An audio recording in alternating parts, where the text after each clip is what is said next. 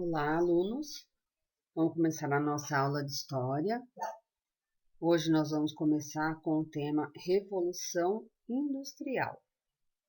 É do livro didático de vocês, tá? E tem algumas instruções, como assistir ao vídeo atentamente, acompanhar com seu livro didático de História as páginas 21 e 22. Você somente irá copiar no seu caderno a página 21 do livro, que é o texto A Revolução Industrial e as Mudanças na Sociedade. Depois disso, você vai fotografar as atividades e enviar no privado do WhatsApp da professora, se identificando com nome, número e série. Nessa semana, vocês terão duas atividades.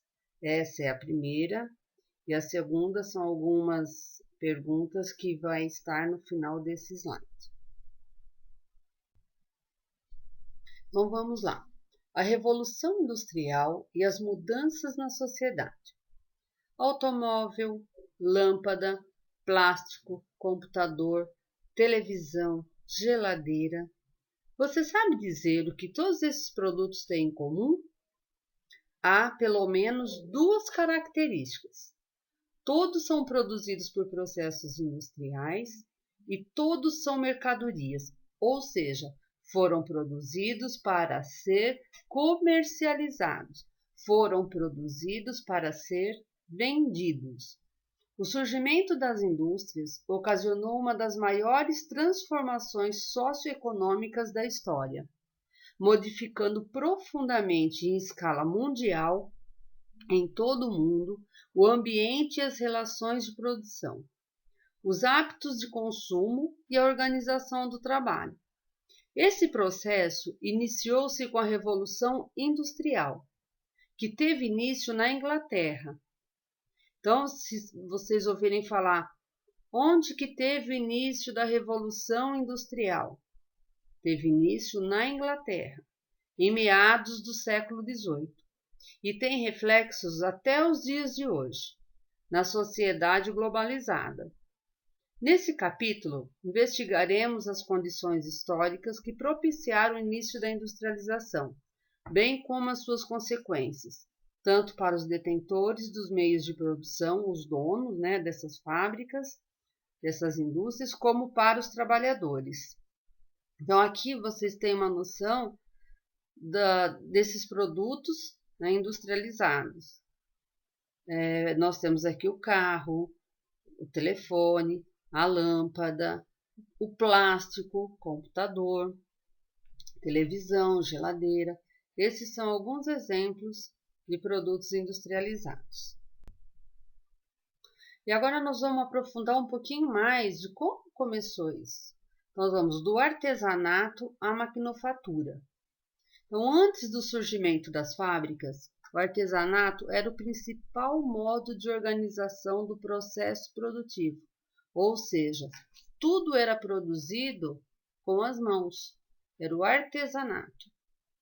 As mercadorias eram confeccionadas por artesãos, que dominavam todas as fases de produção, ou seja, eles compravam a matéria-prima, eles fabricavam o produto e eles mesmos vendiam. Além disso, tinham autonomia para determinar o tempo e o ritmo de seu trabalho, ou seja, eles poderiam fabricar os seus produtos de manhã, à tarde ou à noite. Eles que saberiam determinar esse tempo e o ritmo que eles queriam trabalhar. Às vezes, um calçado que eles faziam à mão, eles demoravam meses para poder terminar, porque era feito detalhe por detalhe, todo à mão. Não tinha máquinas para fazer um calçado. Durante os séculos XV e XVI, com o objetivo de acelerar a produção, homens de negócio se associaram aos artesãos, ou seja, aqueles homens que tinham dinheiro e já tinham noção de negócios, eles se associaram aos artesãos, desenvolvendo o sistema doméstico.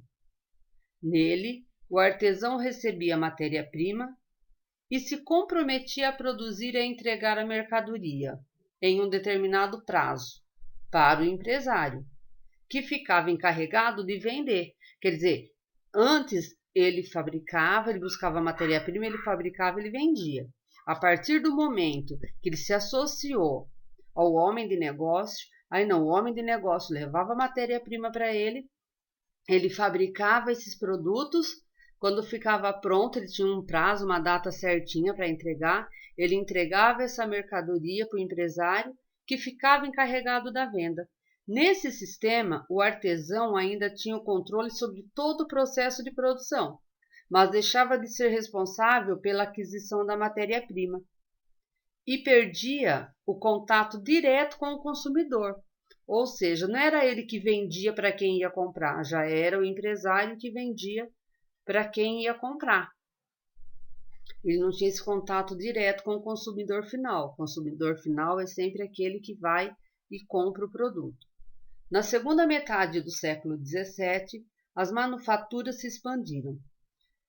Nesse tipo de organização do trabalho, dezenas ou centenas de pessoas ficavam concentradas em um só espaço e trabalhavam, todos os dias, durante um número determinado de horas. Nesse momento, entrou em cena um novo personagem. Qual que era esse novo personagem? O patrão, que mantinha funcionários encarregados de vigiar os trabalhadores, ou seja, eles já não tinham mais autonomia para fazer as suas peças, fabricar o seu produto a hora que ele quisesse. Ele não tinha mais a autonomia de horário. Agora, o patrão mantinha funcionários que eram os encarregados para vigiar, para tomar conta desses trabalhadores. Na manufatura, os trabalhadores não eram donos dos instrumentos de trabalho, nem tinham controle sobre o ritmo de produção. Gradualmente, os trabalhadores foram perdendo conhecimento sobre a totalidade do processo produtivo. Isso quer dizer que eles deixavam de conhecer todas as etapas de produção que determinada mercadoria, já que as tarefas foram divididas em etapas e cada pessoa executava apenas uma parte do processo de fabricação em troca de um salário fixo. Ou seja, aquele artesão do passado que ele buscava matéria-prima, ele produzia suas peças e ele vendia, ele deixou de existir a partir do momento que começaram a se associar com os homens de negócio. Aí ficou assim, por exemplo, na fabricação de um sapato, o proprietário dava matéria-prima e todo o equipamento que ele ia usar para poder fabricar aquele sapato. Um funcionário era responsável de cortar o couro, o outro era responsável por fazer a costura, o outro era responsável por dar o acabamento. Então ele já não tinha mais o contato direto do início até o fim da produção dessa peça, desse calçado que ele iria vender depois. E ele também já não tinha mais o poder de venda, porque ele passou a partir daí ter um salário fixo para trabalhar. Continuaremos mais sobre a Revolução Industrial na próxima semana, mas não esqueçam que vocês têm duas tarefas para essa. Uma é passar aquele texto no caderno que a gente já viu no primeiro slide, e a segunda, para a próxima aula ainda dessa semana, são os exercícios que vocês vão responder no caderno de vocês. Copiem tanto a pergunta e respondam no caderno.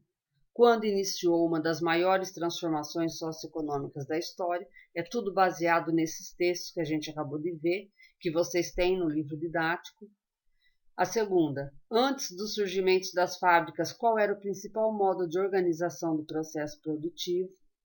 E a terceira, em que período as manufaturas se expandiram? Então, copie as perguntas no caderno e respondem, tá? E a gente se vê na próxima aula, na próxima semana. Tem os plantões de dúvidas que vocês já conhecem e vocês mandam as respostas pelo WhatsApp, no privado, tá? Bom trabalho.